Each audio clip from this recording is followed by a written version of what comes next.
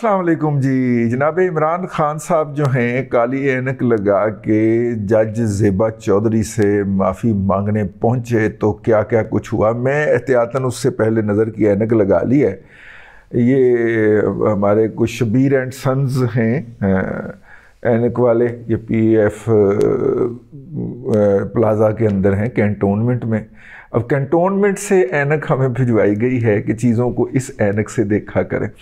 ठीक है, हमारे लिसनर हैं फिक्रा आ गया था, हमारे लिसनर हैं, उनका ख्याल है कि मुझे ये ऐनक पहन के प्रोग्राम करना चाहिए, व्लॉग करना चाहिए। तो मैंने कहा कि मैं ये ऐनक पहन के ही व्लॉग करूं। अच्छा जी, इमरान अहमद खान नियाज़ी साहब ने 0 पॉइंट के ऊपर जलसा करते हुए जहाँ पे IG और DIG को डराया और धमकाया, बिल्कुल उसी तरह उसी रो में उसी फ्लो में उन्होंने एडिशनल सेशन जज ज़ेबा चौधरी साहिबा के बारे में भी उसी तरह की ज़ुबान इस्तेमाल की जो उनके यहाँ मरवज है, जिसके वो आदी हैं, जो वो करते चले आ रहे हैं। और उनको अब तक किसी ने नहीं पूछा, ज़ेबा आप भी तैयार हो जाएं, आपके ऊपर भी हम एक्शन लेंगे। लेकिन जब पेशावर ताज़ा ताज़ा गुलूना दर पखोर माला रोड़ा जो था वो लाला सहराई हुआ, तो फिर उसके बाद बहुत सारी चीज़ें बदल गईं और फिर लाला सहराई जो हैं वो मुख्तलिफ़ लोगों को पकड़कर अपनी तरफ से अमन के सुलह के पैगामात भिजवाते फिर रहे हैं। तो फिर इन्होंने देखा कि जब लाला सहराई इस हालत में चले गए हैं तो फिर मैं भी उससे पहले पहले रिवर्स मार दूं। तो इमरान खान साहब का रिवर्सल है जी। कुछ लोगों का ख्याल है कि ये रिवर्सल है, मेरा ख्याल नहीं है, मैं इससे मुख्तलिफ सोचता हूँ। इमरान अहमद खान साहब जो हैं वो चूँकि मैकियावेली की स्ट्रेटजी को फॉलो करते हैं, तो ये उनकी स्ट्रेटजिक मूव है। उन्होंने जो इस्लामाबाद हाई कोर्ट के अंदर एक अपने आप को तासुर दिया जज हजरात के सामने कि वो अदालत के सामने बाव करते हैं, झुकते हैं, अगरचे वो नहीं झुके, लेकिन जज हजरात ने उसको यूं ही इंटरप्रेट किया कि जी वो झुक गए हैं, तो लिहाजा हम उनकी जो माफ़ी है वो कबूल कर रहे हैं। चूँकि उनके एडवाइज़र हामिद खान है, तो उन्होंने कहा कि उन्होंने सोचा होगा कि बाकी भी जो है ना फॉर्मेलिटी ऑप्टिक्स जो हैं, जो मुज़ाहरात हैं, उनको भी ठीक कर लिया जाए। और वो सिंबॉलिकली वहाँ पे गए। वहाँ पे मौजूद जो सहाफ़ी साहिबान हैं वो कोई और कहानी सुनाते हैं। उनका कहना है कि पहले बाकायदा PTI के चेयरमैन जनाब इमरान अहमद खान नियाज़ी साहब की तरफ से सर्वे करवाया गया, और सर्वे करवाने के बाद ये बात यकीन हासिल करने के बाद या यकीन दहानी हासिल करने के बाद कि जनाब ज़ेबा चौधरी अपने दफ्तर में मौजूद नहीं हैं, तो उन्होंने धावा बोल दिया और वो वहाँ पे पहुँच गए।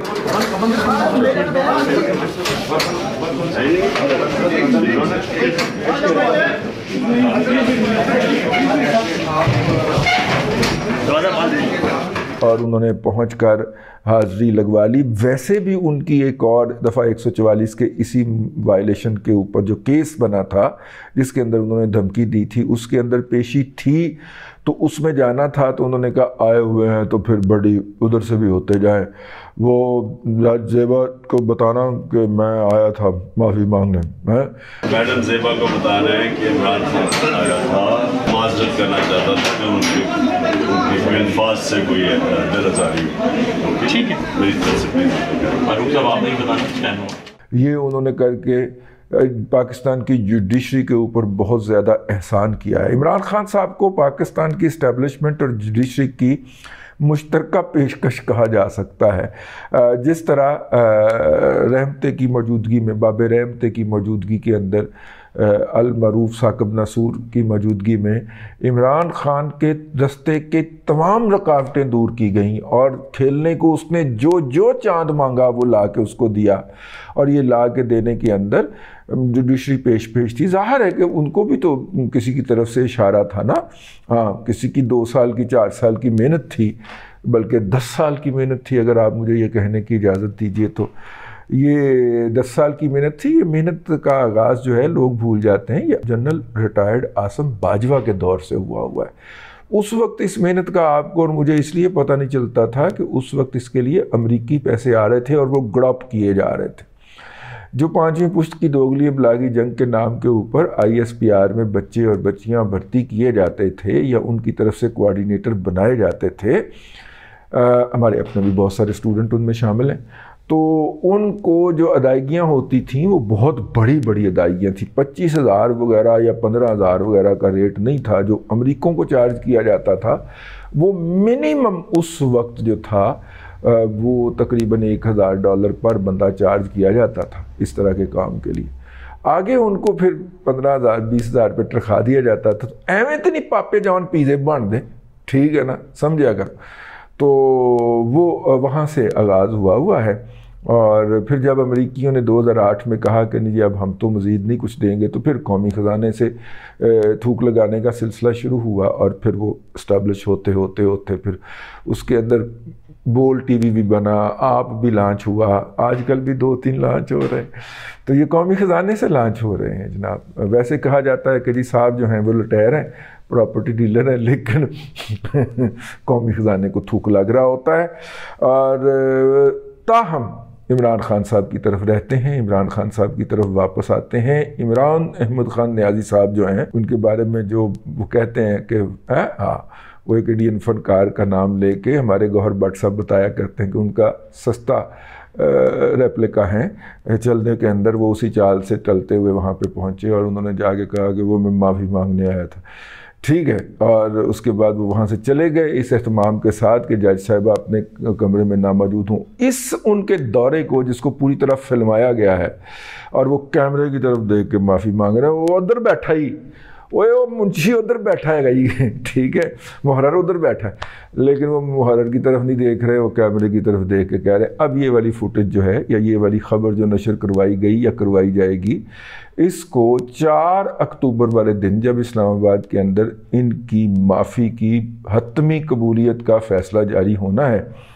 تو وہاں پہ یہ کریں گے۔ تو وہ اپنے آپ کو میڈیا میں ان رکھ رہے ہیں۔ آج کے دن تو اس پہ کھیلا جائے گا کہ جناب یہ گئے تھے معافی مانگنے، پھر کل جو ہے کل یا پرسوں کے دوران جو ہے وہ جمع کروایا جائے گا وہاں پہ ان کا جواب، اور پھر اس جواب کو میڈیا ڈسکس کرے گا اور کھیلے گا۔ ظاہر میڈیا کے اوپر وہی لوگ بیٹھے ہوئے ہیں جو انہوں نے بٹھائے تھے، تو وہ اس کو ایک ایشو بنائیں گے اور باقی سارے ایشو سائیڈ پہ ہو جائیں گے۔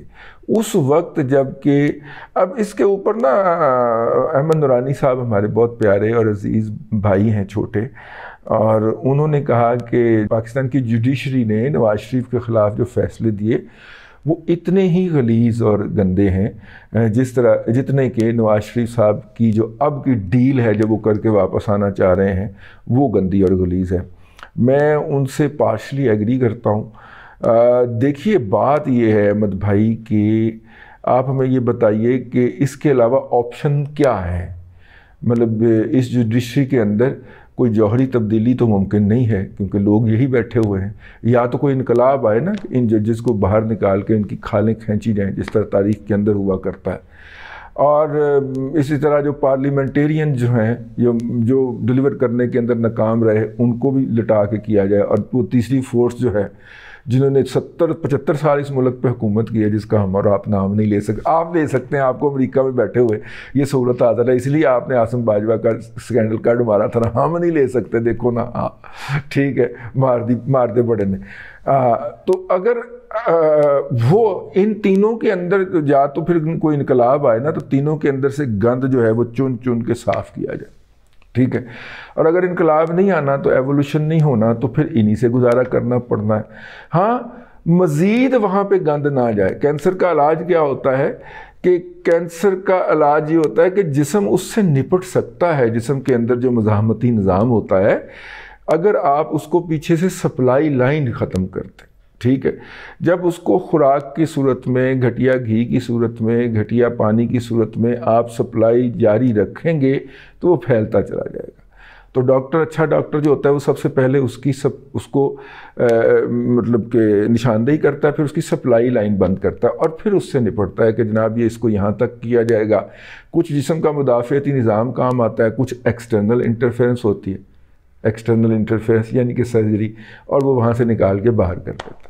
لیکن نارملی ہمارے ہاں بدقسمتی ہے کہ وہ پتہ اس وقت چلتا ہے جب چوتھے مرحلے پہ ہوتا ہے، اور شوکت خانم آپ کو پتہ ہے پہلے مرحلے کے بعد علاج نہیں کرتا کسی کا. یہ یقیناً ٹھیک ہے، یہ ڈیل نہیں ہونی چاہیے تھی، لیکن بات یہ ہے کہ اب دیکھنا پڑے گا کہ ڈیل کی کس نے ہے اور کس کو اس ڈیل کی ضرورت تھی، اور کون اپنی لیگیسی بچا کے یہاں سے نکلنا چاہ رہا تھا، کون چاہ رہا تھا کہ میرا پرویز مشرف نہ بنے. پرویز مشرف بنے گا یا نہیں بنے گا یہ تو تاریخ بتائے گی، بنے گا تو صحیح ٹھیک ہے، لیکن میرا خیال ہے میں غلط بھی ہو سکتا ہوں. لیکن آپ مجھے یہ رہنمائی ضرور کیجیے گا کہ جناب اس کے علاوہ آپشن کیا تھا. آپ کی بات بالکل درست ہو سکتی ہے اور میں اسے 100% ایگری کر رہا ہوں کہ چونکہ حیدر علی پارٹی پھنس گئی سی عمران خان کے کولوں اور ان کے پاس کوئی آپشن نہیں تھا کہ وہ جاتے اور نواز شریف کے پاؤں پکڑتے اور اسحاق ڈار کو اسی طرح واپس لاتے جس طرح انہوں نے بھگایا تھا، اور انہوں نے کیا.